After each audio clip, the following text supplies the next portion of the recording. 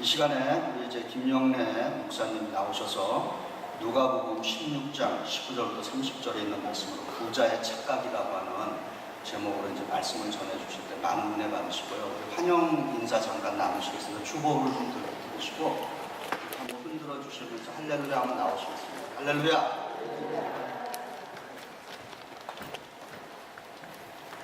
할렐루야. 반갑습니다, 여러분. 제가 뉴욕 한인교회 오늘 이렇게 온 것이 너무나 감격스럽고 감사합니다. 우리 한국 사람들은 이렇게 관계가 어떻게 됐는지 관계 정리를 좀 해야 되잖아요. 제가 이 뉴욕 한인교회 특히 관계가 많습니다. 지금 이영부 목사님 이야기했을 때 제 딸과 사위가 여기 교인입니다. 그리고 이영부 목사님은 제가 영광스럽게도 두루 대학에서 박사학위 하실 때 제가 과목을 가르치는 그런 영광을 얻었습니다. 제가 선생님이었습니다. 점수 잘 받으실 걸로 제가 기억하는데 그리고 저는 91년부터 96년까지 제가 티처스 칼리지에서 공부하고 제가 PhD 하고 이제 한국에 돌아갔거든요. 그래서 이 지역이 이 모닝사이드 같이 제가 또 왔다 갔다 공부하고 그랬던 곳입니다. 그래서 여러분들 이렇게 뵈는 게 그냥 남같이 여겨지지가 않고 제가 고향에 돌아온 게 느낌입니다. 저만 그렇게 느끼는 거죠. 같이 느껴주시기를 바랍니다. 오늘도 특별히 제가 한국에서 이렇게 가르치고 지도하고 이제 미국에 이렇게 유학을 온 학생들이 3명 그리고 같이 또 여행 온 학생이 4명이 같이 예배를 또 드리게 돼서 저도 감격스럽고 기쁘고 감사를 드립니다. 오늘 봉독하신 우리 말씀 누가복음 16장 19절 31절 말씀으로 은혜를 나누고자 합니다. 어느 목사님이 한 주일 겸손에 대해서 설교를 다 마치시고 이제 사무실로 들어오셨습니다. 그때 한 여자 집사님이 목사님을 찾아와 울면서 이렇게 말했다고 합니다. 목사님, 오늘 목사님 설교에 참 깨달은 바가 많습니다. 사실 저는 아주 교만했습니다. 교만의 죄를 지었습니다. 회개합니다. 이제 겸손하게 살겠습니다. 이렇게 이야기를 했답니다. 그래서 목사님이 여자 집사님께 무엇이 그렇게 교만하셨습니까? 하고 물었습니다. 근데 이 집사님은 목사님 보시면 아시겠지만 제가 좀 이쁘게 생기지 않았습니까? 예쁜 것이 뭐 그렇게 대단하다고 저보다 좀 못생긴 사람 보면 제가 그냥 무시를 하면서 교만의 죄를 제가 지었습니다. 목사님 정말 잘못했습니다. 다시는 그러지 않아요. 목사님이 그 집사님 얼굴 가만히 보니까 그 정도는 아니거든요. 그래서 목사님이 그랬답니다. 집사님 죄는 교만의 죄가 아니라 착각의 죄인 것 같습니다. 오늘 우리는 예수님의 한 비유 이야기를 통해서 착각의 죄를 저지른 한 사람에 대하여 생각해 보고자 합니다. 부자의 저택 앞에 나사로라는 이름의 한 거지가 누워 있습니다. 예수님께서 말씀하신 비유 중에서 실명을 거명하는 경우가 많지 않습니다. 그 중에 하나가 바로 이 나사로입니다. 그 거지는 그냥 거지가 아니라 피부병같이 앓고 있는 거지였습니다. 누구나 피하고 싶은 사람이었습니다. 근데 어떻게 이 거지가 평범한 사람의 집 앞도 아니고 부잣집 앞에 앉아 있을 수가 있었을까요? 예수님의 비유는 흥미롭습니다. 나사로, 보잘것없는 거지에게 이름을 불러줬는데 부자는 자색 옷에 고운 베옷을 입은 사람으로만 이야기를 합니다. 당시에 자색 옷과 고운 베옷을 입을 수 있는 사람들은 흔치 않았습니다. 대개 종교 지도자들이라든지 서기관들이라든지 특별한 지위에 있는 사람들 그리고 부와 명예를 가진 사람들이 그런 옷을 즐겨 입었습니다. 아마 예수님께서 자색 옷과 고운 베옷을 입은 사람이라는 이야기를 했을 때 사람들은 그것이 누구인지 대충 짐작했을지도 모릅니다. 평범한 사람의 집 앞도 아니고 부자의 집 앞에 이 나사로 거지가 앉아 있습니다. 만일 오늘날 어떤 고부의 집에 어떤 부자가 가난한 거지가 그것도 피부병을 앓고 있는 거지가 앉아있다면 그것을 그대로 내버려둘 부자는 많지 않을 것입니다. 아니, 없을 것입니다. 만일 그 부자가 정말 자비로워서 그 거지를 데려다가 어느 기관이나 시설에 넣어 주었다고 해도 그 부자는 칭송을 받기에 부족함이 없었을 것입니다. 그런데 이 부자는 달랐습니다. 이 거지를 자기 집 앞에 있게 했습니다.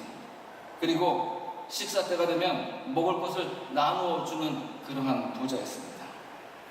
그렇다면 이 부자는 결코 우리가 생각할 것처럼 그렇게 나쁜 사람이 아니라고 말해야 될지 모릅니다. 오히려 괜찮은 사람이었다고 해야 될지도 모릅니다. 이해심도 자비심도 많았던 부자였던 것 같습니다. 만약 전통적인 해석처럼 많은 우리가 그 부자를 욕심 많은 그러한 불의한 사람이라고 규정한다면 그것은 좀 지나친 이야기일지도 모릅니다. 가난한 부자를, 가난한 나사로를 돌봐준 훌륭한 사람이었는지도 모릅니다.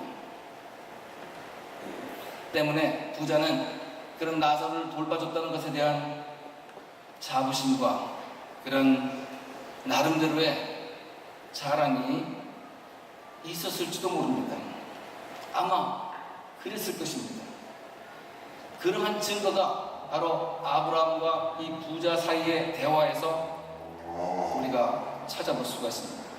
음부에 내려간 부자가 아브라함에게 고하는 장면을 보면 이렇습니다. 부자는 아브라함에게 나사로를 시켜 자신의 목을 죽여달라고 합니다. 왜 나사로를 보내라고 했을까요? 그것은 부자의 생각에 나사로가 자신에게 그 정도는 해야 한다고 생각했을지 모릅니다. 내가 땅에 사는 동안에 나사로에게 해준 거 있으니까 지금 나에게 그 정도는 해줄 수 있다고 생각했던 것 같습니다. 생전에 자신이 나사로에게 베풀어준 것을 돌아보면 혀끝을 적실 물 한 방울을 가져다 주는 것은 어쩌면 당연한 것이라고 생각했을 것입니다. 그러나 아브라함의 대답은 단호했습니다. 하늘나라와 음부 사이는 올 수도 갈 수도 없다고 했습니다. 게다가 부자는 사는 동안에 호화롭게 살았으니까 사후에는 고통을 받아야 한다고 했습니다. 부자는 당황했을 것입니다. 억울했을지도 모릅니다. 그런데 여기서 부자가 그렇게 나쁜 사람이 아니었다는 또 다른 증거가 나타납니다. 보통 사람 같으면 자신의 처지에 대해서 한탄하거나 불만을 토로했을 것입니다. 그러나 부자는 자기 형제들을 걱정하기 시작합니다. 5 형제를 구해야겠다는 생각을 한 것입니다. 이런 부자를 어찌 비난할 수 있겠습니까?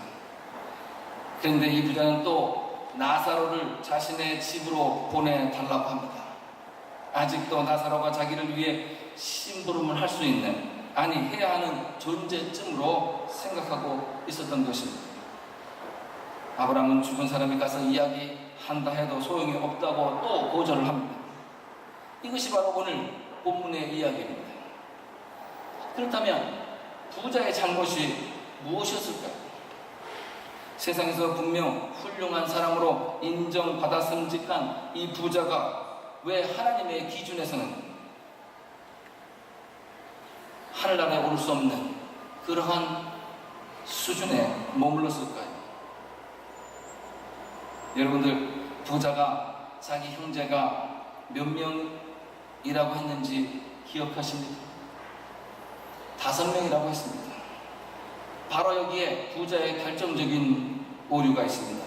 다시 말해서 치명적인 착각의 죄를 저지르게 됩니다. 이를 우리는 태만의 죄, sin of omission, 해야 하는데 하지 않는 죄라고 불러도 좋을지 모릅니다. 즉, 형제의 수를 잘못 계수한 겁니다. 만일 부자가 구원을 받으려 했다면 부자는 나사로를 자신의 형제로 계수했었어야 합니다. 하나님의 기준에서는 가난한 사람들에게 자선을 베푸는 것만으로는 부족했습니다. 가난한 자들을 형제로 품어야 했습니다. 최소한 부자가 나사로를 자신의 형제로 여겼다면 음부에 떨어지는 처지는 안 되었을지도 모릅니다. 예수님께서 무리들에게 말씀하고 계실 때 예수님의 어머니와 형제들이 예수님을 찾아왔습니다. 제자들이 예수님께 선생님의 어머니와 형제들이 이야기하라고 밖에 있습니다 라고 말했습니다. 그러자 예수님께서는 내 어머니와 형제들이 누구라고 생각하느냐 라고 물으시면서 제자들을 향해 손을 내미셨습니다. 자, 보아라. 이들이 내 어머니요 형제들이다. 내 하늘 아버지의 뜻에 순종하는 사람이 내 형제요 자매요 어머니다 라고 하셨습니다. 자신의 뜻과 자신의 생각이 아니라 하나님의 뜻에 순종하는 사람들이 바로 예수님의 형제와 자매가 된다고 하셨습니다. 이는 우리가 가지고 있는 가족의 개념을 근본적으로 수정해주는 말입니다. 오늘 권사님 기도하시는 제가 은혜 받은 부분이 가족을 위해서 기도하고 친구를 위해서 기도하고 성도를 위해서 기도하고 그 모두가 한 가족으로 여기시는 그 모습이 바로 예수님이 우리에게 기대하시고 또 소망하시는 그러한 우리의 삶의 자세인 줄 믿습니다. 왜 우리는 우리가 알아보아야 할 형제들을 알아보지 못하고 살아가고 있을까요? 이는 나와 내 가족만을 생각하는 자기 중심적 삶의 태도가 만연했기 때문입니다. 아이폰, 아이팟, 아이패드 모두 아이입니다. 이를 자신에 대한 지나친 집착 또는 자기 중요성에 대한 과장된 생각을 갖게 되는 자기 중심주의라고 말합니다. 또한 피아제는 자신의 이론에서 아직 다른 사람의 견해를 받아들이는 것을 배우지 못한 6세 이하의 어린이에게서나 나타나는 상태라고 합니다. 그렇다면 아직도 우리는 6세의 정신 연령에 머물러 있는 문화 속에서 살고 있는 것이 아닌가 반성해 보아야 합니다. 뉴욕타임스의 칼럼니스트 데이비드 브룩스의 인간의 품격 로드 투 캐릭터에 보면 이력서, 레주메를 위한 삶을 살지 말고 추도사, 유올로지를 위한 삶을 살라고 말합니다. 당신이 어떤 실력과 능력을 갖고 있는지보다 죽을 때 사람들이 당신을 어떻게 기억할지를 생각하라는 말입니다. 삶이란 성공이 아닌 성장의 스토리이며 야망보다는 평화로운 내적 성숙을 추구해야 한다는 말입니다. 브룩스가 말하듯이 우리는 자기 자신에게만 집중하기를 원하는 이른바 빅미의 시대를 살고 있습니다. 남들보다 더 빨리 성공의 사다리에 오르기 위해 스펙 쌓기에 골몰하고 소셜미디어를 통해 자신을 광고하는 데 주목하는 그리고 집착하는 또 부와 지위만 얻을 수 있다면 괜찮은 삶을 살고 있는 거라고 생각합니다. 하지만 자기 과잉과 자기 중심적 세대는 커다란 문제점을 안고 있습니다. 우리로 하여금 점점 더 좁은 곳에 집중하라고 부추기고 더욱 약삭빠른 동물이 되라고 독려하며 타인의 인정을 받는 데에만 몰두하고 외적 찬사를 삶의 척도로 만들게 하는 것입니다. 그래서 브룩스는 이제 우리는 겸손, 절제, 헌신으로 대변되는 리틀 미의 가치를 회복할 때라고 주장합니다. 단지 부와 명예를 가져다주는 직업이 아니라 세상의 부름에 응답하는 소명으로서의 천직에 대한 헌신, 자기를 내세우기보다는 대의를 중시할 줄 아는 겸손, 더 큰 목적을 위해 자신의 욕망과 본성을 억누를 줄 아는 절제의 미덕을 회복해야 한다는 것입니다.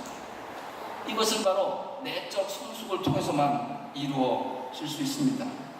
그리스도인들에게 내적 성숙이란 바로 성령으로 거듭남을 말합니다. 나 중심, 내 가족 중심에서 남을 바라보고 그들을 나의 형제와 자매로 여기며 나를 중심으로 하는 빅미가 아니라 이웃을, 나의 친구를 더 소중하게 여기는 리틀 미의 삶으로 거듭나야 할 줄 압니다. 형식적인 자산이 아니라 내면의 변화를 통한 이웃을 나의 일부, 나의 가족의 하나로 여기는 진실됨을 우리는 회복해야 합니다. 여러분들 중에 제노비스 사례라는, 제노비스 케이스라는 말을 들어보신 분이 있을 줄 모릅니다. 이것은 뉴욕 퀸즈에서 발생한 한 실화를 바탕으로 한 이야기입니다. 1964년 키리 제노비스가 살해되었습니다. 이 여자가 공격을 받고 살해되는 장면을 38개의 얼굴이 창문에서 바라보고 있었다고 합니다. 그런데 단 한 명도 경찰을 부르거나 나가서 도와주지 않았다고 합니다. 뒤에 그들을 신문하였는데 38명이 한결같이 다른 사람이 도와줄 것으로 생각했다라고 말했다고 합니다. 왜냐? 그가 자신의 가족이 아니라고 생각했기 때문입니다. 우리는 부자의 착각의 죄에서 벗어나야 합니다. 여러분들께 오늘 아침 묻습니다. 우리의 형제는 몇 명입니까? 우리가 잊고 있는 형제는 누구입니까? 우리가 찾지 못하고 있는 형제는 누구입니까? 우리가 잃어버린 나사로는 누구입니까? 세상이 생각하는 선함과 하나님이 인정하는 선함 사이의 차이는 무엇입니까? 만일 부자가 나사로를 진심으로 형제로 여기지 못한 것이 치명적인 착각의 죄라면 우리는 외적으로 표현되는 선행이 아니라 내면에 뿌리내린 생각과 삶의 변화를 통해 하나님의 뜻에 이룰 수가 있다는 것을 마음에 새겨야 할 줄 압니다. 여러분들, 오늘 이 순간, 그리고 여러분들에게 주어진 오늘 그리고 이번 주 한 주 동안에 나의 잃어버린 나사로는 누구인가? 여러분들의 가족에 누가 포함되어 있고 누가 포함되지 않는지를 생각해 보시는 한 주가 되시기를 바랍니다. 다 같이 기도하시겠습니다.